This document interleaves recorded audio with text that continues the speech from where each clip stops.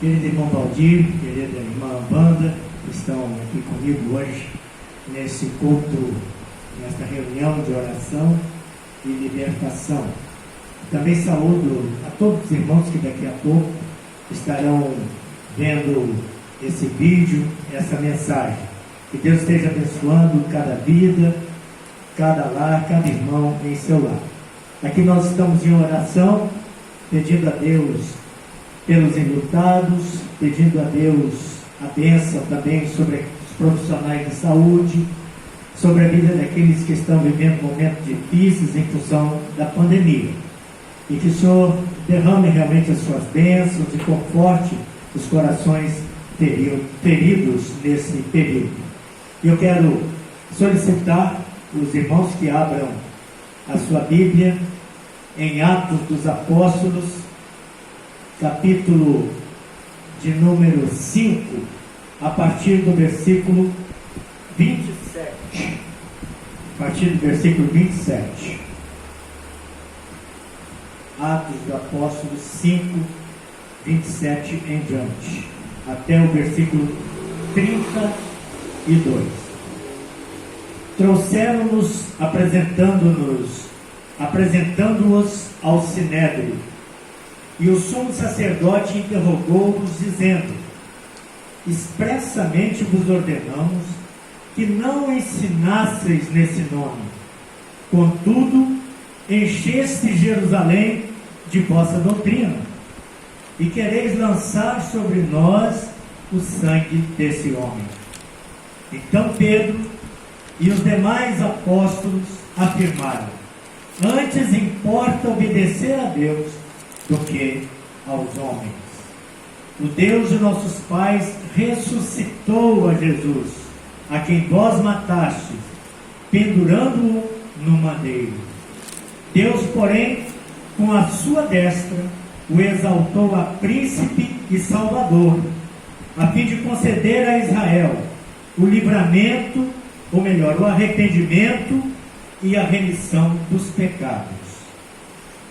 Ora, nós somos testemunhas desses fatos, e bem assim o Espírito Santo, que Deus outorgou aos que lhe obedecem. Amém. Que palavra maravilhosa. Vamos agradecer a Deus por essa palavra, pedir a sua bênção sobre a reflexão que vamos fazer. Pai querido, contamos com a direção do Teu Espírito. Nós que já lemos a Tua palavra, procuramos compreendê-la e temos agora, ó Deus, o dever de publicá-la, de proclamá-la.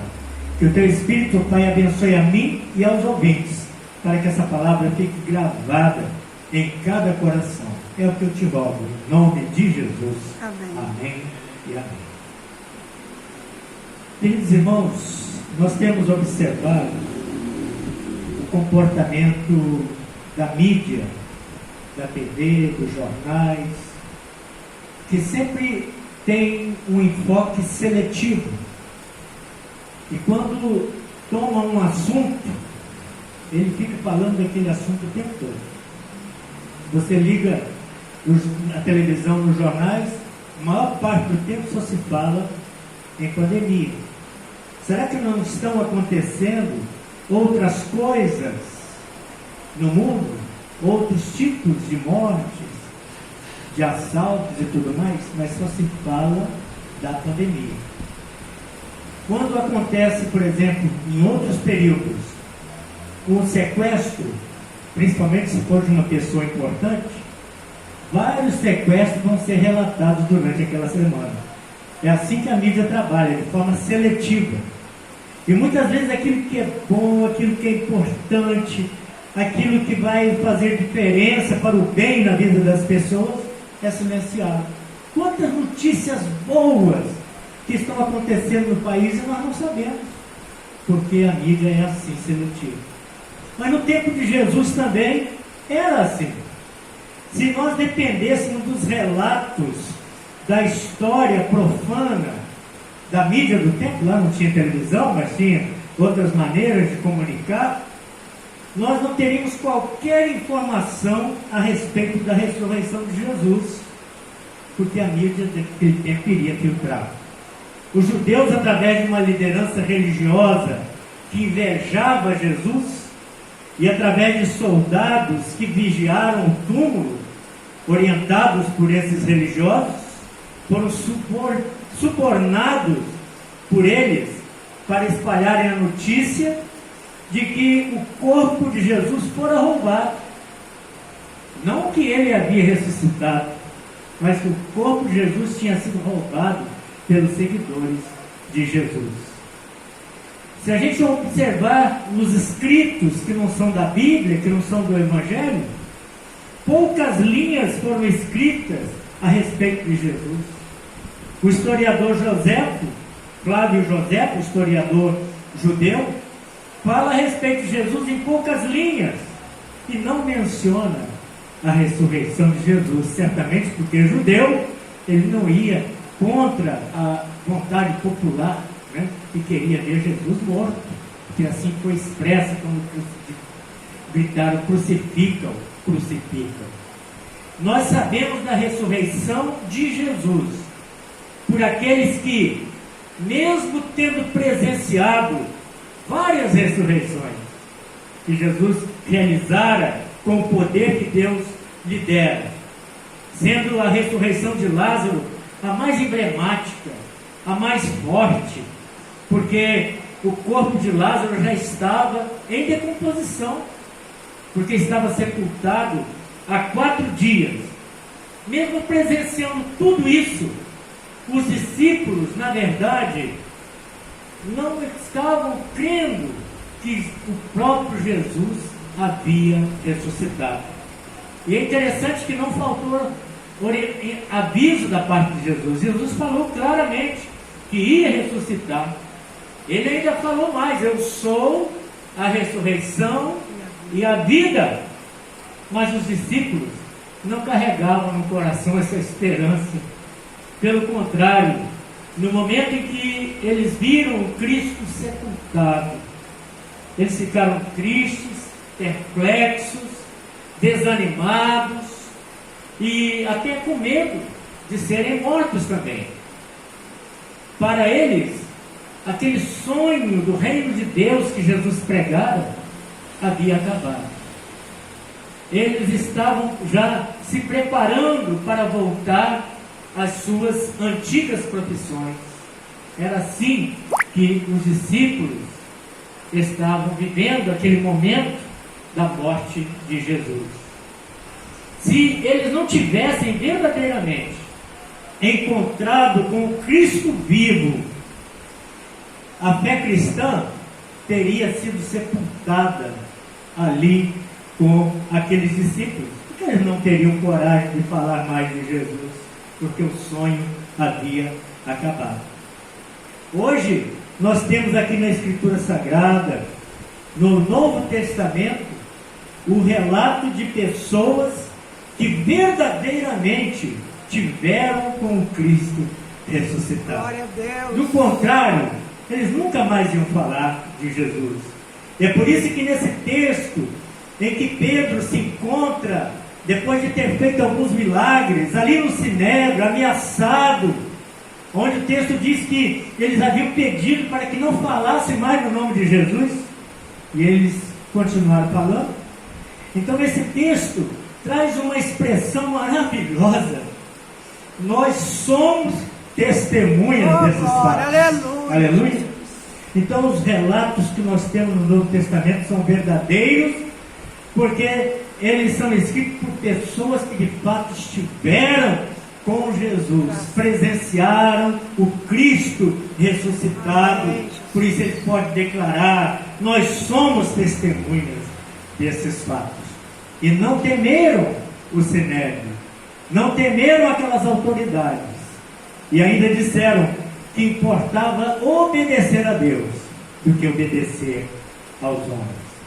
Em 1 Coríntios, capítulo 15, o apóstolo Paulo coloca a respeito daqueles que tiveram a oportunidade de ver o Cristo ressurreto, quando ele diz: irmãos, bem lembrar-vos o evangelho que vos anunciei, o qual recebeste, e no qual ainda perseverais.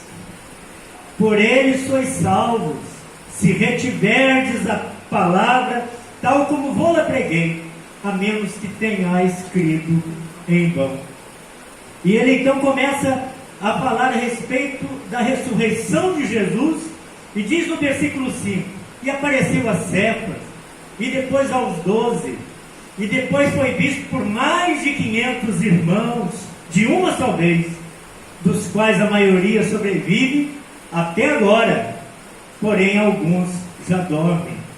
Depois foi visto por Tiago, mais tarde por todos os apóstolos, e afinal, depois de todos, foi visto também por mim. O apóstolo Paulo se inclui, né? Como um nascido fora de tempo, porque o Jesus ressurreto encontrou-se com ele no caminho de Damasco e fez com que, de fato, o apóstolo Paulo se transformasse de um perseguidor do Evangelho a um homem perseguido por amor a Cristo Jesus. Os irmãos acham que se ele não tivesse visto Cristo ressuscitado, ele ia dar essa guinada na sua vida? De perseguidor a perseguido? De jeito nenhum. Se ele suportou as agruras por pregar o Evangelho de Cristo Jesus e podia dizer, ai de mim se não pregar o Evangelho, é porque ele de fato teve um encontro com Jesus Cristo, o nosso Senhor. Mas o melhor de tudo, irmãos amados, é que nós não vimos. Nós não vimos, mas cremos. E o Senhor Jesus declarou, bem-aventurados os que não viram e creram. Nós acreditamos no testemunho, no relato das testemunhas oculares que viram Jesus Cristo ressurreto. E nos tornamos também testemunhas da ressurreição de Jesus. Nós somos a testemunha porque experimentamos a conversão da nossa vida, o poder da ressurreição na nossa vida. Bem-aventurado aqueles que não viram e creram. Eu quero aqui me referir ao irmão Valdir. Ele conta de algumas vezes para nós como que ele vivia antes de ter Jesus na sua vida e o que Cristo fez no seu viver. E ele tem a alegria de ser uma testemunha a tempo e a fora de tempo. A todos com quem ele tem a oportunidade de conversar, ele fala de Jesus, da sua experiência. Ele é uma testemunha viva. Ele pode declarar, eu sou testemunha desses fatos. Glória a Deus. Antes nós estávamos mortos em nossos delitos e pecados. Porém o Senhor nos deu vida. O Senhor nos tirou das trevas para a sua maravilhosa luz. E hoje nós mantemos um relacionamento real, verdadeiro, contínuo com Jesus Cristo, nosso Senhor, o Cristo redivivo, através da sua presença, como Espírito Santo de Deus presente na nossa vida. Somente quem crê é verdadeiramente testemunha. Somente quem crê é testemunha da ressurreição de Jesus. Ou então, diz Paulo, creu em vão. Se nós não cremos que Cristo ressuscitou, então a nossa fé não tem valor nenhum, não tem significado nenhum para a nossa vida. E é interessante, irmãos amados, que aqui no texto que nós lemos, aonde o apóstolo Pedro declara, nós somos testemunhas desses fatos, e bem assim, olha só, e bem assim o Espírito Santo que Deus outorgou aos que lhe obedecem. Deus da glória, aleluia. Então a nossa fé tem fundamento.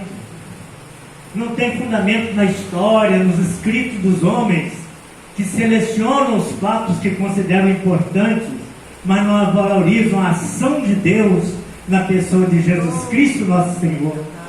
Não fazem menção da ressurreição, mas nós fazemos menção, porque vidas foram transformadas e se tornaram verdadeiras testemunhas de Jesus Cristo, o nosso Senhor. E eu quero aqui estimular meus irmãos que estão ouvindo esse vídeo a que se compenetrem disso e se tornem ainda mais ousados em falar de Jesus porque esse Senhor está presente conosco. E quero assim aproveitar também para chamar os irmãos a que estejam aqui no próximo domingo, no culto matutino, ou se você preferir, no culto vespertino. Escolha um dos dois e venha participar da ceia do Senhor, porque a ceia do Senhor é para aqueles que creem que Jesus está ressurreto e presente conosco. Aleluia. Que Deus abençoe a sua vida mais e mais, Glória a e Deus. você se torne uma testemunha fiel a cada dia. Amém e amém. Glória a Jesus. Aleluia. Graças a Deus.